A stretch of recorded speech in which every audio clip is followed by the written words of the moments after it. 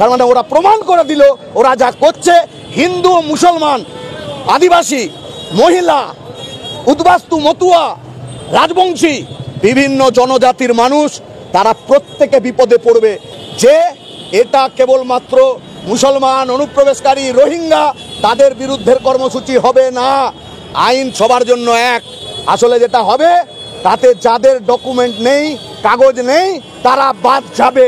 এটাই ছিল এনআরসি। আর এতে বিপুল অংশের হিন্দু মানুষ বাদ যাবে। আর তার জন্যই ওরা এই ক্যাম্পগুলো কোর্সের নাম পাচ্ছেন না। যারা পাচ্ছেন তাদের মনের মধ্যেও আতঙ্ক তৈরি হচ্ছে যে তাকে তার পরিবারের অন্যদের জন্য যে ডকুমেন্ট দেওয়ার দরকার, সেই ডকুমেন্ট নির্বাচন কমিশন যে 11টা নথিবদ্ধ ডকুমেন্টের তালিকা দিয়েছে তার মধ্যে থেকে হতে হবে।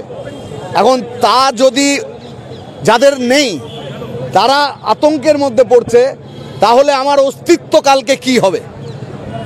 11টা ডকুমেন্টের মধ্যে বেশিরভাগ মানুষ যেখানটা দেখাতে পারবেন সেটা হলো এডুকেশনাল কোয়ালিফিকেশান। ক্লাস 10 অবধি পড়লে বোর্ড বা ইউনিভার্সিটির সার্টিফিকেট দিতে হবে। তো যারা 10 অবধি পড়েনি, এরকম আমাদের দেশে, আমাদের রাজ্যে কত অসংখ্য মানুষ আছেন, কি পরিমাণ মানুষ দরিদ্র, আর বিপুল পরিমাণ মহিলারা যারা এই ডকুমেন্ট দিতে পারবেন না। এই আতঙ্কেরই বলি হয়েছে পানিহাটির ভদ্রলোক। এই আতঙ্ক তাড়িয়ে বেড়াচ্ছে আরও অসংখ্য মানুষ। এই কারণের জন্য আমরা ইলেকশন কমিশনকে বলতে যাচ্ছি যে আপনার উন্মত্ত, মানে একটা পাগল হাতি গোটা দেশকে তছনছ করে দেওয়ার মতো জায়গা তৈরি করেছে এসআইআর এর নামে। আপনারা দয়া করে তা বন্ধ করুন। মানুষের জীবন আপনাদের এই কাজের জন্য ক্ষতিগ্রস্ত, বিপন্ন হয়ে উঠেছে। পানিহাটি তার একটা উদাহরণ।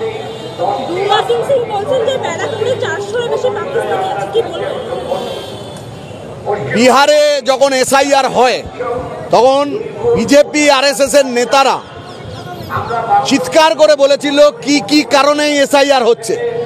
আর আমাদের এখানে এসআইআর করতে চেয়ে বিজেপির নেতারা শুভেন্দু অধিকারী, সুকান্ত মজুমদার, শ্রমিক ভট্টাচার্য, এরা নিয়ম করে বহুদিন ধরে বলে যাচ্ছে ঘুষপেটিয়া, অনুপ্রবেশকারী, বাংলাদেশি, আর এখন ওদের কয়নেজ হয়ে দাঁড়িয়েছে রোহিঙ্গা। গোটা বাংলায় যেন মানুষ হচ্ছে রোহিঙ্গা।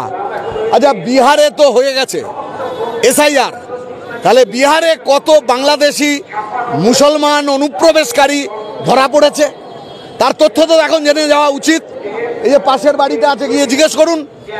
65 লক্ষ মানুষকে প্রথম ড্রাফট ইলেকটোরাল রোল প্রকাশ করবার সময় বাদ দেয়।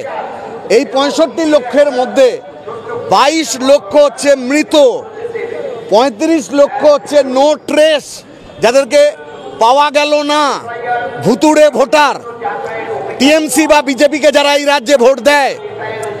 এরপরে 7 লাখ পাওয়া গেল বিহারে, যাদের মাল্টিপল এন্ট্রি আছে, একাধিকবার নাম আছে ভোটার তালিকায়, যেমন প্রশান্ত কিশোর, আইপ্যাকের নেতা।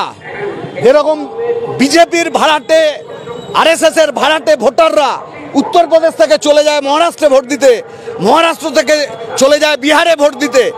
এবারের এসআইআর এর মধ্যে দিয়েও যে এক গাদা নাম এরকম ঢোকানো হয়েছে, রাহুল গান্ধী যে প্রেস কনফারেন্স করে তাতেও তারা এই তথ্য তুলে দিয়েছিল কিভাবে তারা ইলেকশন কমিশনকে ব্যবহার করে বিজেপি তার ভাড়াটে ভোটার তৈরি করছে। তাহলে অনুপ্রবেশকারী ধরা পড়লো কত, বিহারে বাদ গেল কত? তাহলে অনুপ্রবেশকারী ধরবার জন্য তো এত বড় উদ্যোগ, সেখানে তো ইলেকশন কমিশন কোনো উত্তর দিতে পারলো না। পশ্চিমবাংলার ক্ষেত্রে তাই হবে। তাহলে এখানে বিপদে কারা পড়বে বেশি? বিহারের থেকে বাংলা আলাদা। আমি এর আগেও একবার বলেছিলাম, বিহার আর বাংলা এক না। আমাদের কাছে আশ্চর্যজনক লেগেছিল যে বিহারে কি করতে অনুপ্রবেশকারী এত পরিমাণে ঢুকবে, যার জন্য এসআইআর করতে হচ্ছে কেন? আমরা সকলে জানি আমাদের দেশে যে মাইগ্রেটেড লেবার তা 3টে স্টেটে সব থেকে বেশি। তাদের মধ্যে প্রতিযোগিতায় বিহার 1 নম্বর, তারপরে উত্তরপ্রদেশ, আর তারপরে হচ্ছে পশ্চিমবাংলা। তাহলে প্রতিযোগিতা হচ্ছে এই তিনটি স্টেটের মধ্যে যে কাদের পরিযায়ী শ্রমিক বেশি। তাহলে এহেন বিহারে কি করতে বাইরে থেকে অনুপ্রবেশকারী ঢুকবে, বিদেশি অনুপ্রবেশকারী, যেখানে নিজের লোকেরাই কাজ পায় না, তারা বাইরে চলে যায়। তাহলে এটা যে একটা মিথ্যা কথা, এটা বিহারের এসআইআর প্রমাণ করলো। তাহলে বাংলার ক্ষেত্রেও তো এটা সত্য। বাংলায় কি আছে? কাজ আছে? গত 14 বছরে কোথাও কোনো কল কারখানা, কোথাও কাজের জায়গা তৈরি হয়েছে? কিচ্ছু তৈরি হয়নি বাংলায়। তাহলে বাংলায় গ্রামীণ এলাকার গরিব মানুষ, আদিবাসী হোক, তপশিলি জাতি হোক, মুসলমান হোক, উদ্বাস্তু মানুষ, সেই সমস্ত মানুষ চলে যাচ্ছে পরিযায়ী শ্রমিক হয়ে দক্ষিণ ভারতের নানান জায়গায় বা মহারাষ্ট্রে, পাঞ্জাবে, এসব জায়গায়।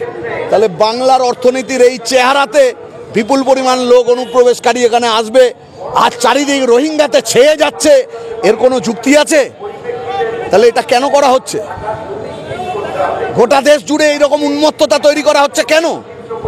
এসআইআর একটা রাজনৈতিক দলের প্রকল্প। 2002 সালের সঙ্গে ম্যাপিং করাতে হবে, কারণ 2002 সালে শেষ ইন্টেনসিভ রিভিশন হয়েছিল ভোটার তালিকা। আচ্ছা, 2002-এ যখন ইন্টেনসিভ রিভিশন হয়েছিল, তখন তার 10 বছর আগে, 15 বছর আগের, 20 বছর আগের ভোটার তালিকার সঙ্গে ম্যাপিং হয়েছিল? হয়নি তো। তাহলে এবারে ম্যাপিং কেন? শুধু এখানে থামেনি।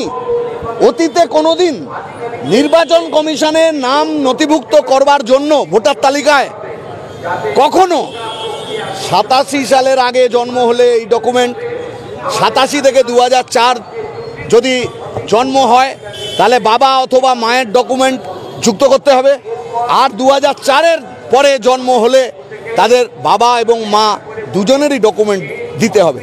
এর মানে কি দাঁড়াবে? ইলেকশন কমিশন তো অতীতে কোনোদিন এভাবে রিভিশন করেনি। ইলেকশন কমিশনের মোটো হচ্ছে 18 বছরের ঊর্ধ্বে অর্ডিনারি রেসিডেন্ট, সাধারণভাবে যে মানুষ থাকেন এখানে, তাদেরকে ভোটার তালিকায় অন্তর্ভুক্ত করতে হবে। এটা হচ্ছে এই ইন্টেনসিভ রিভিশনের কাজ। বাড়ি বাড়ি গিয়ে দেখা হবে যে কারা এখানে থাকে, কারা অর্ডিনারি রেসিডেন্ট। যারা রাত্রেবেলা ঘুমায় এই ঠিকানায়, বাদ কে পড়তে পারে? কোর্ট যদি বলে কাউকে মানসিক ভারসাম্যহীন, বাদ পড়তে পারে। যাদের হোমলেস, গৃহহীন যে মানুষ, তার ক্ষেত্রে খুঁজে দেখতে হবে যে আগে কোথায় ছিল, তার জন্ম তারিখ কি। কিন্তু এখন যেটা করা হচ্ছে সেটা 11খানা ডকুমেন্ট তৈরি করা হয়েছে। সুপ্রিম কোর্ট বলবার পরেও 12 নম্বর ডকুমেন্ট হিসেবে আধার, তাকে তারা গ্রহণ করবার জায়গায় গেল না। আধার সম্পর্কে বলা হলো যে এটি নাগরিকত্বের প্রমাণ বহন করে না। তাহলে এবার প্রশ্ন হচ্ছে, বাকি যে 11খানা ডকুমেন্ট বলা হলো, সেই 11খানা ডকুমেন্ট কোন আইন বলে সেটা নাগরিকত্বের প্রমাণ?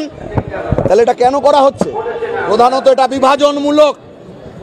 হিন্দু মনে করবে আমি বাদ যাব না, মুসলমান বাদ যাবে, তাহলে আমি নিরাপদ। এদেশি মানুষ তারা মনে করবে আমি নিরাপদ, উদ্বাস্তু মানুষের বিপদ। একজন মধ্যবিত্ত, ধনী, উচ্চবিত্ত মানুষ, তিনি মনে করবেন গরিব গুরুবর লোক, লেখাপড়া জানে না, এই ধরনের মানুষ, তারা বন্যায় ঝড়ে ক্ষতিগ্রস্ত মানুষ, যে লেখাপড়া করেনি, তার ডকুমেন্টেশন থাকবে না, আমার ডকুমেন্টেশন আছে। তাহলে বিজেপি গোটা দেশের মানুষকে ছিন্ন ভিন্ন করতে চাইছে। এখানে তৃণমূল কি করছে? প্রত্যেকটা বুথে শয়ে শয়ে ভুতুড়ে মৃত ডাবল এন্ট্রি ভোটার পশ্চিমবাংলার ভোটার তালিকায়। 14 বছর ধরে ছাপ্পা ভোটে তৃণমূল জিতছে। তাহলে আমাদের বক্তব্য স্পষ্ট যে এই যে ইলেকশন কমিশন, তার দায়িত্ব হচ্ছে নির্ভুল ভোটার তালিকা প্রণয়ন করা। এই নির্ভুল ভোটার তালিকা প্রণয়ন করতে গেলে মৃত এবং মাল্টিপল এন্ট্রি এবং যারা নো ট্রেস, সেগুলোকে বাদ দিতে হবে। তৃণমূলের গায়ে লাগছে এইখানে। অদ্ভুত ব্যাপার, কালকে election commission all party meeting ডেকেছিল। এর আগে মাসখানেক আগে ইলেকশন কমিশন আরেকটা মিটিং ডাকে। সেই মিটিংয়ে ঢুকে দেখি তুলকালাম কাণ্ড। তৃণমূলের নেতা, বিজেপির নেতাদের মধ্যে এমন গন্ডগোল যে মিটিং হচ্ছে না। তৃণমূলের বক্তব্য হচ্ছে এখানে এসআইআর করতে দেব না, আর বিজেপির বক্তব্য হচ্ছে এসআইআর হবে। অথচ বুথের রেশনালাইজেশনের মিটিং ছিল, গতকাল ছিল এসআইআর এর মিটিং। তাহলে তো আমি ভেবেছিলাম তৃণমূল একেবারে এমন অবস্থা তৈরি করবে, এ মিটিংই বোধহয় ভেস্তে যাবে। গিয়ে দেখলাম কালকে তৃণমূল একেবারে গদগদ হয়ে, তৃণমূলের নেতারা গোটা এসআইআর প্রক্রিয়ায়, বরং অন্যরা যারা একটু বিতর্কিত কথা বলছিল, যারা বিরোধমূলক কথা বলছিল, যারা প্রতিবাদ করছিল এসআইআর এর মূল মোটো নিয়ে, লক্ষ্য নিয়ে, তাদেরকে থামানোর দায়িত্ব নিয়ে নিল হচ্ছে তৃণমূলের নেতারা। আমরা বুঝলাম যে ডিটেনশন ক্যাম্পের মতো এখানেও টিএমসি বিজেপি সেটিং হয়ে গেল।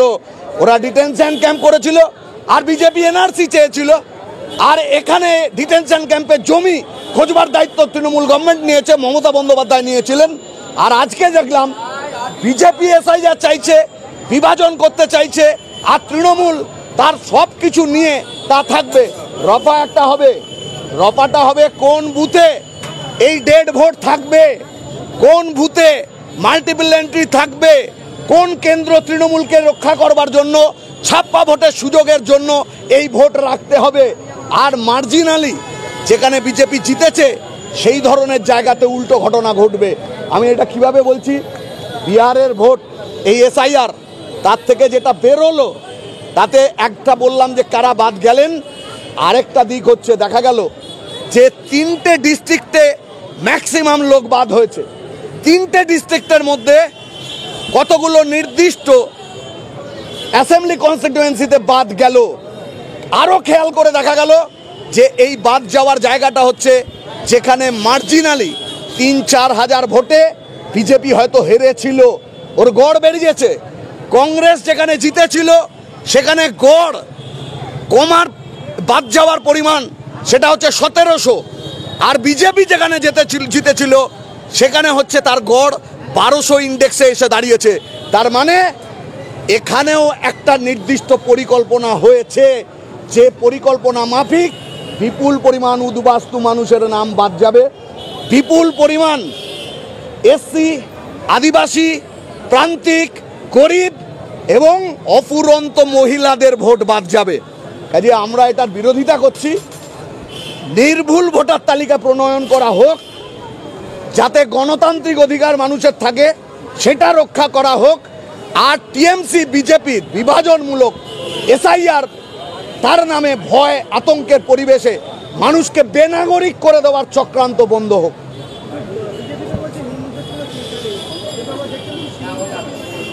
কালকে আমরা ইলেকশন কমিশন সিইওকে প্রশ্ন করেছিলাম যে বিজেপি আরএসএস চারিদিকে ওরা বলছে 500 ক্যাম্প করেছে, সিএ এসআইআর সহায়তা কেন্দ্র। তা আমরা বললাম যে ওরা বলছে যে হিন্দু বাদ যাবে সে যদি সিএতে নাগরিকত্বের আবেদন করে তাহলে সে তার নাম ভোটার লিস্টে রাখা হবে। আমরা বললাম যে আপনার যে 11খানা ডকুমেন্ট আছে তাতে তো এটা উল্লেখ নেই, তাহলে আপনারা কি এটা উল্লেখ করবেন, নতুন সার্কুলার দেবেন? তো উনি বললেন যে না, এরকম তো কিছু ব্যাপার নেই। বললাম যদি না থাকে তাহলে ইলেকশন কমিশনের দায়িত্ব, তারা প্রেস স্টেটমেন্ট করুক, মিডিয়াকে ডেকে বলুক যে আরএসএস বা বিজেপি যারা এই ক্যাম্প করে মানুষকে বিভ্রান্ত করছে, তাদের অস্তিত্বের সংকট ডেকে নিয়ে আসছে, মিথ্যে কথা বলছে, এটা ইলেকশন কমিশন মান্যতা দিচ্ছে না। এই অপরাধ আরএসএস বিজেপি করছে। আর এটার মধ্যে দিয়ে আরেকটা স্বীকারোক্তি তৈরি হচ্ছে যে এটা কেবলমাত্র মুসলমান অনুপ্রবেশকারী রোহিঙ্গা তাদের বিরুদ্ধের কর্মসূচি হবে না, আইন সবার জন্য এক। আসলে যেটা হবে তাতে যাদের ডকুমেন্ট নেই, কাগজ নেই, তারা বাদ যাবে, এটাই ছিল এনআরসি। আর এতে বিপুল অংশের হিন্দু মানুষ বাদ যাবে, আর তার জন্যই ওরা এই ক্যাম্পগুলো করছে। তার মানে ওরা প্রমাণ করে দিল ওরা যা করছে হিন্দু, মুসলমান, আদিবাসী, মহিলা, উদ্বাস্তু, মতুয়া, রাজবংশী, বিভিন্ন জনজাতির মানুষ তারা প্রত্যেকে বিপদে পড়বে যাদের কাছে এই কাগজ নেই। আমাদের দেশের মানুষ, এখানকার নাগরিক, তারা ভোটার, তাদেরকে ভোটার লিস্ট থেকে বাদ দিয়ে কয়েক মাস বাদে একটা নির্বাচন টিএমসি আর বিজেপি যাতে নিশ্চিত করতে পারে নিজেদের জায়গা, তার জন্য এসআইআরকে ব্যবহার করা হচ্ছে এই রাজ্যে। আর এই কারণেই আমাদের প্রতিবাদ।